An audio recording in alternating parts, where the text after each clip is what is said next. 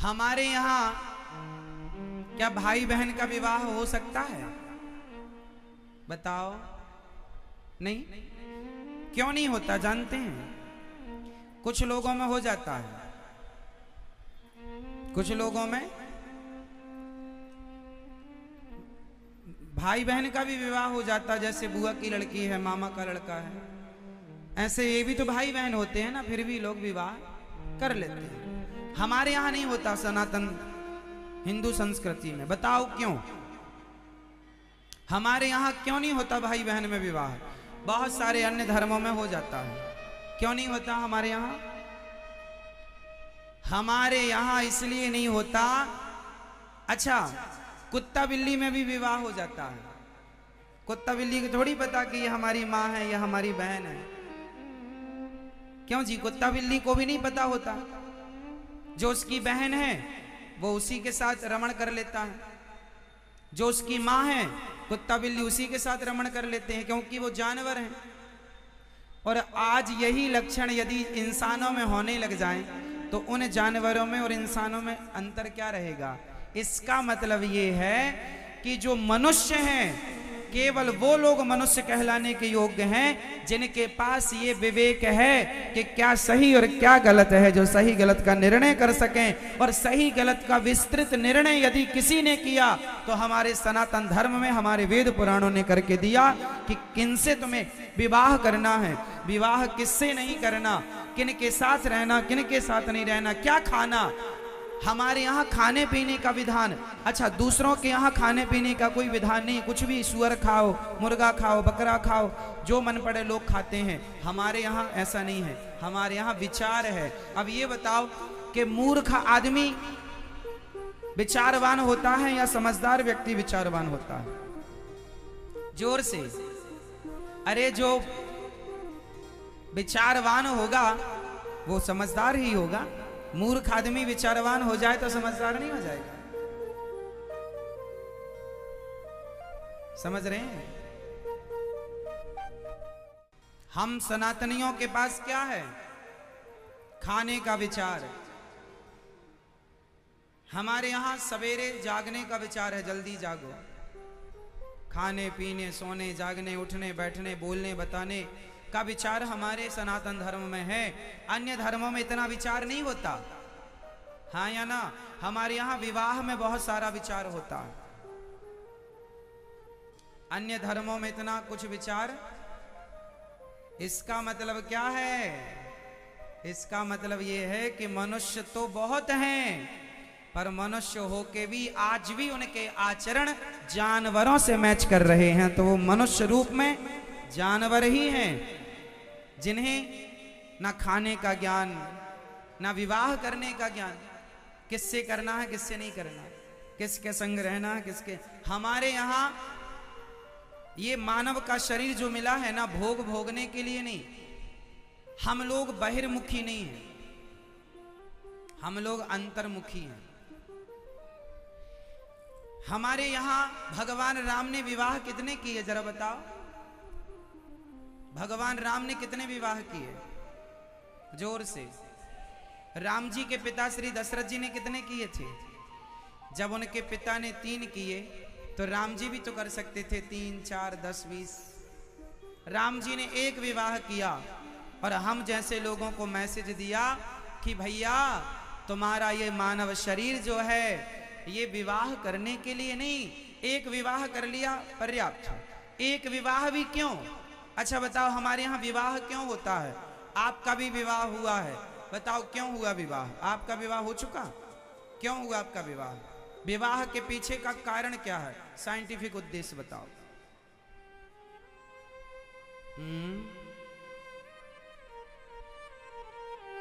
आप बताओ, आपका विवाह हुआ है? बताओ आपने विवाह क्यों किया? विवाह करने के पीछे उद्देश्य क्या था आपका? नहीं कर लिए महाराज, हमें तो उद्देश्य पता ही नहीं, अब तो आज पता चल रहा है कि ऐसा भी कुछ होता है। मैया बताओ, आपने विवाह किया क्यों? क्या उद्देश्य था?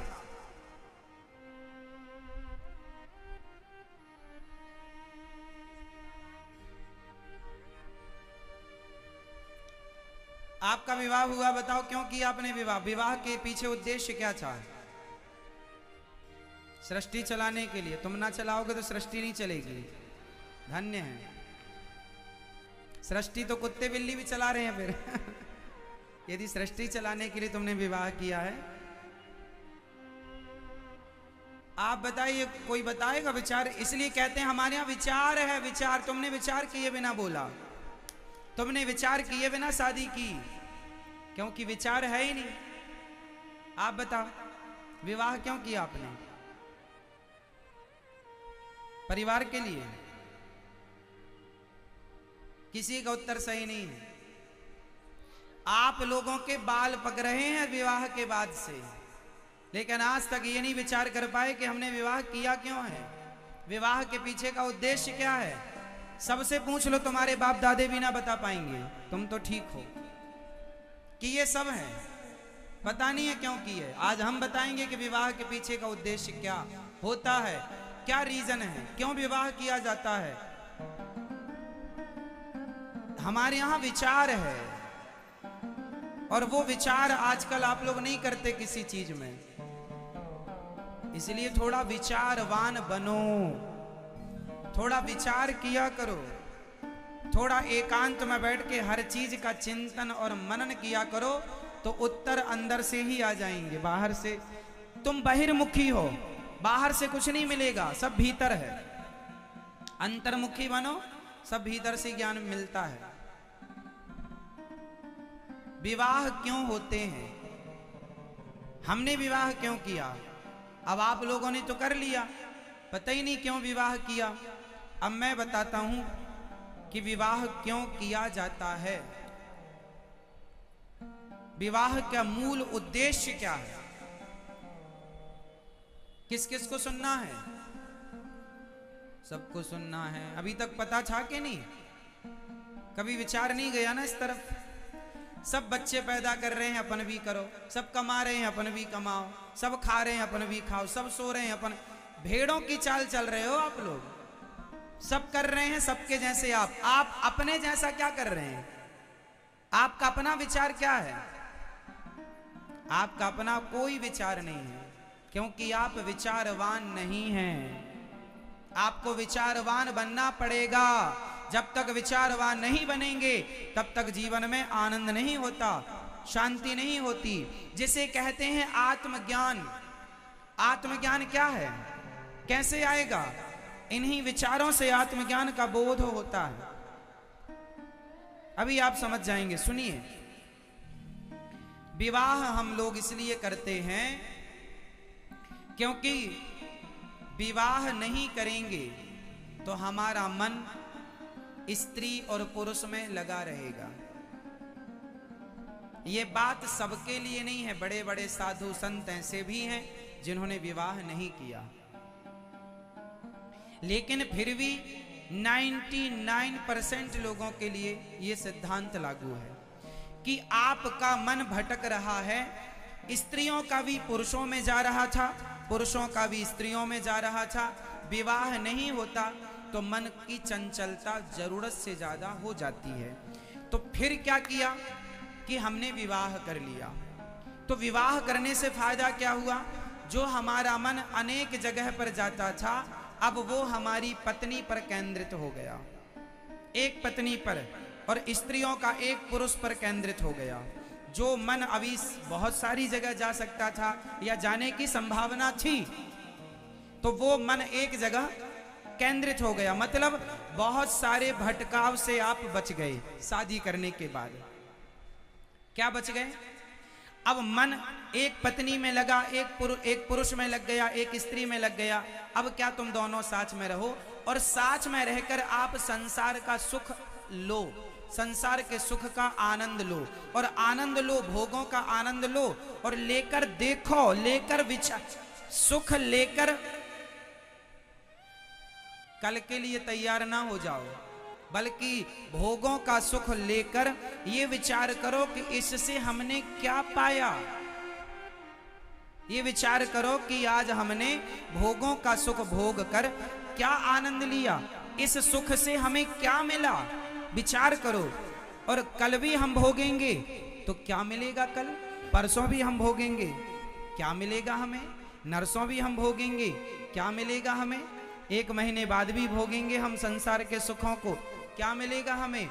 पत्नी के साथ रहो, संसार का सुख लो और धीरे धीरे उस सुख से मन हटाओ, ना कि उस सुख में और मन लगाओ। भोगों में मन लगाओ मत, भोग कर देख लो भोगों को कि कितना सुख मिला। कल भी तो भोगे थे, पिछले साल भी तो भोगे थे, आज भी भोग रहे हो। शादी हुई तुम्हारी 10 साल हो गए, 10 साल से यही भोग भोगते चले आए। 50 साल हो गए तुम्हारी शादी के, 50 साल से यही भोग भोगते चले आए। पाया क्या? हाथ क्या लगा? कितना सुख मिल गया तुम्हें? क्या मिला? कभी विचार किया आपने? नहीं। पत्नी के साथ रहो, और ये विचार पुरुष नहीं स्त्रियां भी करें कि तुम्हें सुख क्या मिला। पुरुष भी विचार करे तुम्हें सुख क्या मिला। इसलिए अब इसमें सुख नहीं है भैया, ये केवल तुम्हें ठगने के लिए ईश्वर ने माया बनाई है। बहुत सुख मिलेगा, मिल रहा है, क्षणिक सुख के लिए सारी जिंदगी बर्बाद हो जाती है। इसलिए गृहस्थी का मूल उद्देश्य है कि आप सुख लो और धीरे धीरे पति पत्नी दोनों अब अंतर्मुखी होकर भोगों से मन हटाकर और भगवान में मन लग जाए। फिर तुम्हारा मन, फिर तुम कपड़े उतार के रहो और बाजार में तुम निर्वस्त्र होकर निकलो, तो भी तुम्हारा मन किसी स्त्री और पुरुष को देखकर मन कभी उद्विग्न ना हो, व्यथित ना हो। इस तरह से मन की साधना करने के लिए, इस तरह से मन को एकाग्र करने के लिए विवाह किया जाता था। लेकिन आज का विवाह केवल भोगों को भोगने के लिए किया जाता है। उद्देश्य गलत हो गया, इसलिए भोगी संतानें पैदा होने लगी। पहले के लोग विवाह के पीछे मन को साधते थे, इसलिए उनकी संतानें भी योगी हुआ करती थी, भक्त और भगवान हुआ करते थे। आज तुम कुत्ते बिल्लियों की तरह भोग भोग रहे हो। केवल तुम्हें शारीरिक सुख मिल रहा है, बस इससे ज्यादा तुम सोच ही नहीं पाते, विचार ही नहीं है तुम्हारा। क्या सोचोगे इससे ज्यादा? विवाह का उद्देश्य है पति पत्नी दोनों उन विषयों के साथ रहो। कीचड़ के साथ कमल रहता है, पत्नी के साथ रहना है, छोड़ना नहीं है घरवाली को, पति के साथ रहना है। पर रहते हुए अब धीरे धीरे भैया 10 साल हो गए, 20 साल हो गए तुम्हें भोग भोगते, कब हटेगा तुम्हारा मन?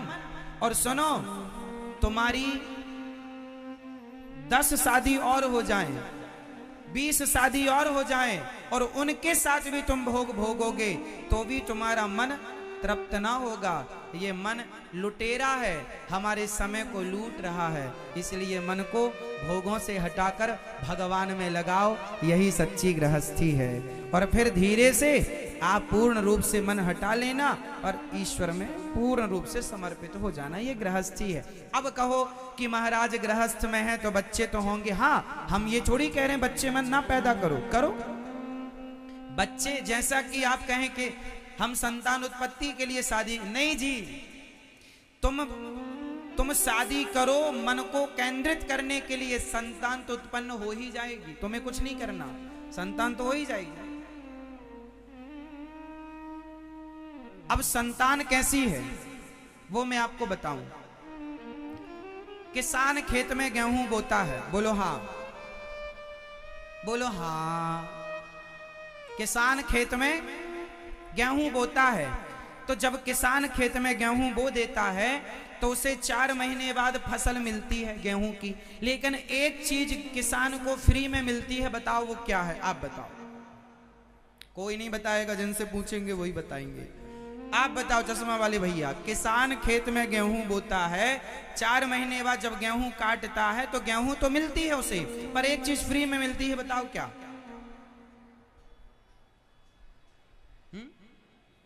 क्या किसानी करते हो आप? तो कैसे किसान हो? हाँ, क्या? भूसा। क्या? किसान ने खेत में बोया बीज, गेहूं बोया, तो 4 महीने बाद क्या कटी? गेहूं, फसल आई गेहूं। गेहूं के बदले गेहूं तो मिलेगा, लेकिन भूसा फ्री में मिलेगा, उसके लिए किसान को प्रयास करने की जरूरत नहीं है, वो फ्री में मिलता है। उसी तरह तुम भगवान को प्राप्त करने के लिए शरीर पाए हो, शादी किए हो मन को केंद्रित करने के लिए, और भगवान में मन लगाओ। ये परिवार, ये पैसा, ये बच्चे तो भूसे की तरह हैं, ये तो मिलेंगे ही, जाएंगे कहाँ। जब तुम भगवान में मन लगाओगे, शरीर का सदुपयोग करोगे, मन को साधोगे, तो ये परिवार भूसे की तरह है। शरीर मन को कहां लगाना है? जोर से भगवान में। मन भगवान में लगाओ, बेटा तो होगा ही। बेटा बेटी तो विकार है, भोगों के बाद जो विकार होता है वो विकार है, वो तो होएगा, जाएगा कहां। इसलिए बेटा बेटी होंगे, उन्हें भी संस्कार दीजिएगा और बड़े प्रेम से उनमें मन ना लगाओ। रुपया कमाओ, पैसा कमाओ, परंतु मन भगवान में लगा रहे, क्योंकि ये शरीर अब गया तो 84 लाख योनियों के बाद मिलेगा, मतलब करोड़ों वर्ष बाद। एक शरीर को, एक मनुष्य शरीर को पाने के लिए कितना लंबा तय करना पड़ता है टाइम, समय? कम से कम हजारों करोड़ वर्ष। कितने? हजारों करोड़ वर्ष के बाद एक बार ये मानव शरीर मिलता है। करोड़ों वर्ष लग जाएंगे तुम्हें भटकते 84 में, करोड़ों वर्ष। सोच लो ना, देख लो, जैसे हमारी उम्र है 100 साल, माना कि फॉर एग्जाम्पल 100 साल हमारी। अब यदि 100 साल के बाद हम यदि अगले जन्म में हम गलत काम किए और 84 में पड़ गए, तो नाली का कीड़ा, 1 लाख बार नाली का कीड़ा बनना पड़ता है। जन्म लो मर जाओ, जन्म लो, तो 1 लाख बार नाली का कीड़ा बनने में कितना समय लगेगा? यदि एक नाली के कीड़े की उम्र, यदि एक कीड़े की उम्र 2 दिन भी जीता होगा, नाली का कीड़ा कितने दिन जीता होगा? 5 दिन जीता होगा, 10 दिन मैंने पता नहीं किया, लगभग यही उम्र होगी। मच्छर 1 दिन में पैदा होके मर जाता है बुढ़ा होके, है ना। मक्खी की उम्र 5 दिन की होती है, 3 दिन की होती है। कुत्ते की उम्र 25 साल की होती है लगभग। बैल की उम्र 50 साल की होती है लगभग। हाथी की उम्र लगभग 100-200 साल तक होती होगी लगभग। तो अब पेड़, पीपल की उम्र तो 500 साल, 1000 साल भी होती है। बट वृक्ष की उम्र तो 5-5 हजार साल होती है। तो ये सारी 84 लाख योनियों में ये पीपल भी है, बट भी है, और बबूल भी है, और घास भी है, और ये भी सब है। अब सबकी जोड़ लो तुम। शार्क मछली की उम्र कितनी होती होगी? तो तुम्हें शार्क भी बनना पड़ेगा। एक यदि 100 साल, 200, 500 साल जीती होगी तो 200-500 साल फिक्स। फिर पीपल के लिए 5000 साल फिक्स, बट वृक्ष के लिए। ऐसे करते करते करोड़ों साल लग जाएंगे तुम्हें। ये सारी योनियां इतना वर्ष पार करके फिर अंत में ये मानव शरीर मिलेगा, और इस शरीर को पाकर भी तुम भोग भोगे जा रहे हो, मन संसार में लगाए जा रहे हो। भगवान में कब लगाओगे? इसलिए समझदारी इसमें नहीं कि तुम भोगी बन के जियो, समझदारी इसमें है कि मन जितना लगा था ठीक है, लगाए हो, सुख लो संसार का, पर धीरे धीरे वापस आ जाओ, अपने निज स्वरूप में आओ, अपने आनंद में आओ। कोई लाभ हो तो मुझे बताना। सारी जिंदगी आप सुख की कामना करते हैं, मिलता कभी नहीं। मिलता है कहाँ? मिलता है सच्चा सुख केवल भगवान तुम्हारे चरणों में, भगवान के चरणों में सुख है। और आप सुख ढूंढ कहाँ रहे हैं? पत्नी में, पति में, परिवार में। यहाँ सुख ना मिलेगा, यहाँ तो मलमूत्र मिलेगा तुम्हें।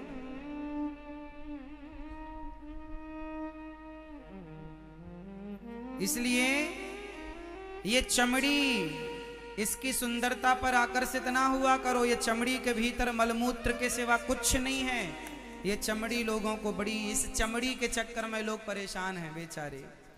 कौन समझाए उन्हें कि पगले, ये तो सुअर कुत्ता बिल्लियों के लिए है। तुम मनुष्य हो, विवेक के साथ रहो, विचार के साथ रहो, नुकसान ना करो अपना। भगवान में मन लगाओ, ईश्वर में मन लगाओ। पूतना मौसी पूतना मौसी भगवान को मारने आई, भगवान ने तार दिया। बड़े दयालु हैं वो, देख रहे हैं कि तुम उलझे हो, फिर भी एक बार धोखे से कोई भगवान की शरण में आ जाए, एक बार कोई भगवान का नाम ले ले, तो भगवान कहते हैं मैं उसे भव सागर से पार कर दूंगा। एक बार तुम आओ तो सही, आते नहीं हो। ऐसे उलझ गए। विवाह क्या हुआ साहब, तुमने तो पूरा संसार अपने माथे रख लिया। संसार में रहना इतना भी बुरा नहीं था जितना बुरा तुमने बना लिया। अच्छा ये बताओ, नाव में पानी का होना अच्छा है या पानी में नाव का होना अच्छा है? किसका किसमें होना अच्छा है आप बताओ भैया। नाव में पानी का होना अच्छा है क्या? नाव में पानी का होना अच्छा है ना, या पानी में नाव का होना अच्छा है? हाँ, नाव में पानी होगा तो नाव डूब जाएगी, और पानी में नाव होगी तो पार लग जाएगी। संसार में आप रहेंगे तो पार लग जाएंगे, और आप में संसार समा गया तो आप डूब जाएंगे। तो आप में आज संसार समाया है, इसलिए आदमी डूब रहा है। परिवार को सिर में ऐसे अंदर घुसा लिया है कि डूब गया महाराज, अब तो क्या करें, कहां जाएं, कोई रास्ता नहीं है। ऐसा अंदर समाया परिवार व्यापार। रहो परिवार में रहो, पर ऐसे रहो जैसे पानी में नाव रहती है। पानी में नाव होगी तो पार लगेगी। संसार है सागर। संसार क्या है मेरी माँ? संसार को सागर की उपमा दी गई है। संसार सागर है। संसार क्या है मेरी माँ? जोर से मैया, ओ मेरी प्यारी मैया। संसार क्या है? सागर। संसार सागर है, और शरीर है नौका, नाव। शरीर है। संसार रूपी सागर को पार करने के लिए ईश्वर ने सबको एक एक नाव दे रखी है। तुम्हारा शरीर तुम्हारी नाव है, चाहे तो पार हो जाना, चाहे तो डूब जाना। तुम ही बताओ क्या होना पसंद करोगे? पार होना? तो पार वही होगा जो ईश्वर के आश्रित है।